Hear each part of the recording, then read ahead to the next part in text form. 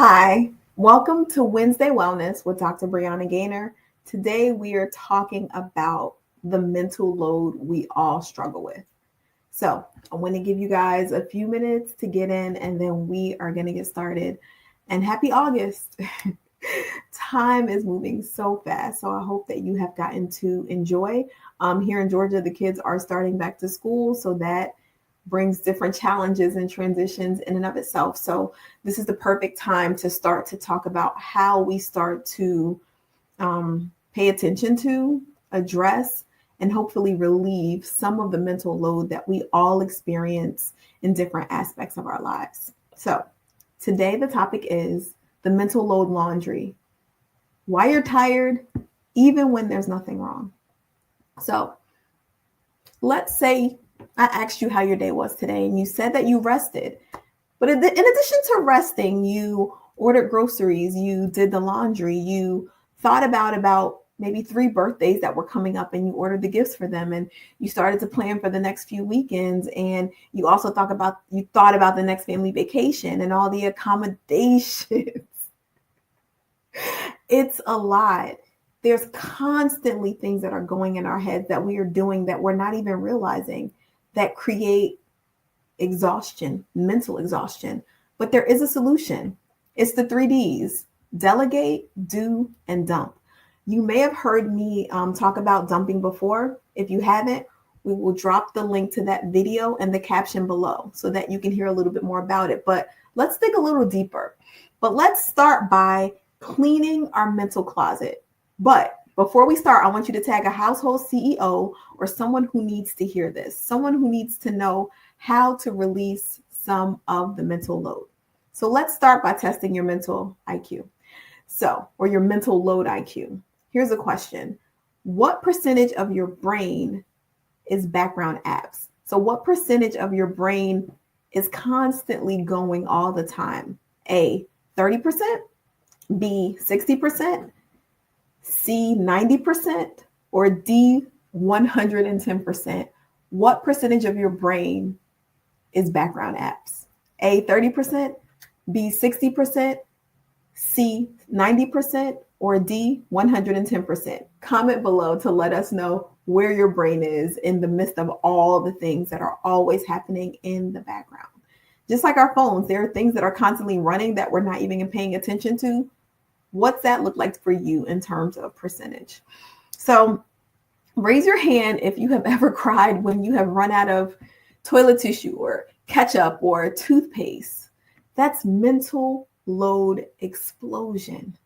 We've all had those times where something that seemed benign, that wasn't a really big deal, kind of broke us. It was the straw, as they say, that broke the camel's back. And it would be something that kind of wouldn't even seem like a big deal. But the reason why it's a big deal is because we're overwhelmed. Type what your top mental load task is. And before we even start, I want you to type that you're going to help to delegate/dump it. And then we'll talk about what that means at the end. But let's make a commitment to start to refocus ourselves, to let go of some of the things that are stressing us out. So what could be your top mental load task? Is it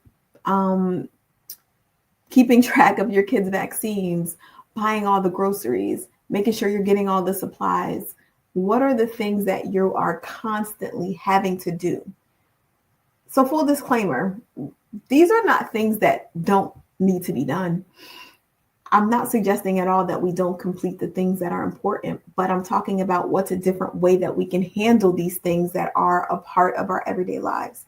So if we're talking about the laundry system and we're talking about dump, do, and delegate, let's start to think of them as different baskets. So let's talk first about the dump basket. So dumping is about what can you release or let go. When I think about mental dumping, I think about how do I get what's in my head out of my head. One of the simplest ways to do that is to write it down. So, for me, one of the things that I started to do was to have a pad by my bed at night. What I noticed is I would wake up in the middle of the night with all the thoughts, all the things that I could remember, couldn't remember, forgot about during the day related to work. And it would start my brain going, and I'd worry about, am I going to forget it? What about, and then it would just lead to all these other thoughts that kept me up at night. So having that pad next to my bed helped me to have a space to release it, write it down so that I wasn't worried about forgetting it. And it didn't lead to the spiraling of thoughts. So dumping is literally getting it out of you. Doesn't necessarily have to be writing it down. It can be a voice note. It can be talking about it to yourself or someone else. But we literally need to release and get these things out that need to be done. We can't really address the mental load and exhaustion and being overwhelmed with the things if we don't talk about what the things are. So how do we start to release those things? Sometimes the stress of the load is making sure that we did all the things that we were supposed to do because we couldn't remember. So making sure we have some kind of way to document those things to make sure we're at least getting them out of us so we're not worried about forgetting them in the beginning is really important. So how about we start doing that? Interestingly enough, science fact says this, that the invisible labor that we're going through on a daily basis reduces our working memory by 40%. Working memory is that active in the moment memory that you need to remember things, to complete tasks efficiently, and to move on to the next thing. And that's according to the American Psychological Association. So if invisible labor is reducing our working memory, what that tells me is dumping is essential because it's helping to compensate for the working memory that's being reduced because we are forgetting things when we're overwhelmed. So what's another way that we can keep track of those things so that we're not just relying on our working memory, especially when we're overwhelmed? So dump basket. How do you get that out? Who do you get that out with? Or what method do you use that you can always come back to? Making sure that you're dumping it first so we know what we're dealing with is essential to this process.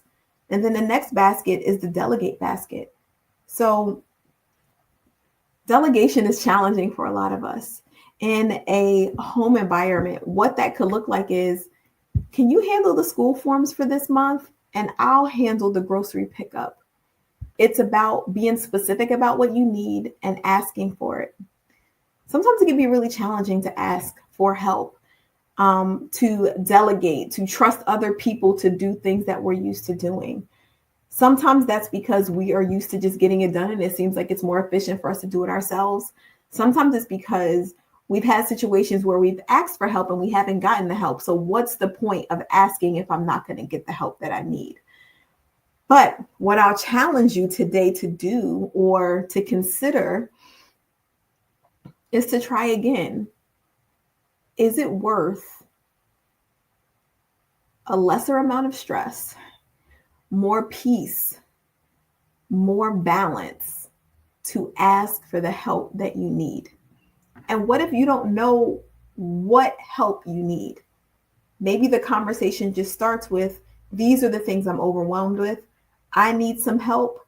These are the tasks because I've dumped them. What are you willing to help with? So let's say this, your partner doesn't see your load at all. How do you communicate that issue?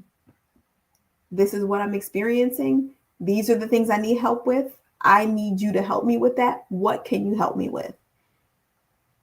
And the truth is, the options that are given may not necessarily be what would be helpful.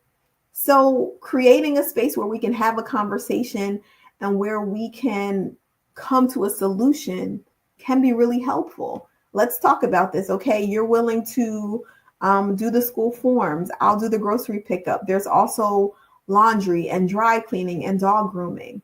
Oh, okay, you'll pick up the dry cleaning, but you know what? The dog grooming and there's also some school pickup help that I need. Those two also take time. They take, there's a distance that has to be given. Maybe they're in opposite directions. So it really would be helpful if you would do one of those, because that's the thing that I would have a difficult time doing. Being willing to express what you need, get the support and hear the other person's response, and to talk through it and compromise is a part of delegating, especially when we're not quite sure what that looks like. But what I would also say is that a lot of times, if we don't ask for help, we won't know that we could have gotten the help. And sometimes the help won't come from a spouse. Maybe it'll come from another mom friend at school. Maybe it'll come from a family member. Maybe it'll come from a best friend. But I have found that I have gotten a lot of help, support, and suggestions on how to make things easier when I've talked about it. When I talk to people about the struggles I have, they give me solutions I haven't thought of. So sometimes instead of keeping it inside, again, the dumping helps us to start to consider what the solutions are and start to delegate. But what I would ask is, who can you ask for help for today to help with some of these things that you would be willing to try? And the truth is, we can also always adjust, but we have to start somewhere. And giving yourself the space to not have to do it all and allowing others to help you is extremely important in reducing the mental load and helping bring a sense of peace, calm, and less stress. And we all could use less stress. And then the last basket is to do. And that doesn't mean to just do the task, because the truth is there are going to be tasks that you're going to have to do, right? That's what we're delegating. What can I do? What can you do? But the do also is to make a consistent effort to dump. What about if we did 2 brain dump hours weekly, where we're just getting it out of our heads? We're writing it down. We are lamenting. We are expressing the frustration. We are taking the time to release whatever that is. And maybe that doesn't just include for those 2 hours, just writing it down, but maybe it's letting that frustration go. Maybe it's screaming. Maybe it's processing. Maybe it's crying. How do we release the stress that's caused by these things so that we can move forward, delegate, and make a plan? Sometimes what that may mean is just being honest and okay about the fact that we're overwhelmed this week. So maybe one of my dumping hours this week is just literally allowing myself to acknowledge that I'm overwhelmed, to release that emotion, whether it's going outside, whether it's crying, whether it's breathing, whether it's listening to music, and it's just stopping to just feel. And then I can move forward, make the plan, and do the things. Sometimes actually acknowledging the hard feeling is just as important as making a plan, because we are so inundated with all the things that we need to do, and we function just a lot of times on autopilot. We function a lot on autopilot. So sometimes stopping and just being can also help to relieve some of that mental stress. And so what I want you to do is share your best mental load task. What is the thing that stressed you out, and how do you release it so that it doesn't become a bigger stressor to you later? Let's start to release some of these things that we have to do every day. Let's dump it and get it out of us. Let's delegate and ask for the help that we need. And let's do and be consistent about allowing ourselves to not only release the thing physically, writing it down, but also emotionally. Life is taxing. And sometimes taking the time to acknowledge that is as important as all the other things we need to do. You are not a machine. Giving yourself what your body needs, giving yourself what your brain needs, giving yourself rest by releasing this mental load is extremely valuable. Okay? Honor yourself and don't just keep going. Give yourself the time that you need so that you can continue to do the things that you need to do in a way that's healing and in a way that will release that mental load so that we can increase that working memory, so that we're not just kind of walking around and being forgetful and not able to be as efficient, but that we are our best selves. This has been Wednesday Wellness with Dr. Brianna Gaynor. We're talking about releasing the mental load. So if you type mental load tips, I will send you all our tips to help with this mental load so that we can be the best versions of ourselves. Again, I am Dr. Brianna Gaynor, and thank you so much for joining me. You can follow us at Dr. Gaynor Speaks on Facebook as well as Instagram. And then I have also written my first book. Is called Nina's Smile, and it is available on Amazon and anywhere books are sold. Thank you so much for joining, and we'll see you next week. Feel free to also send us some love. Thank you.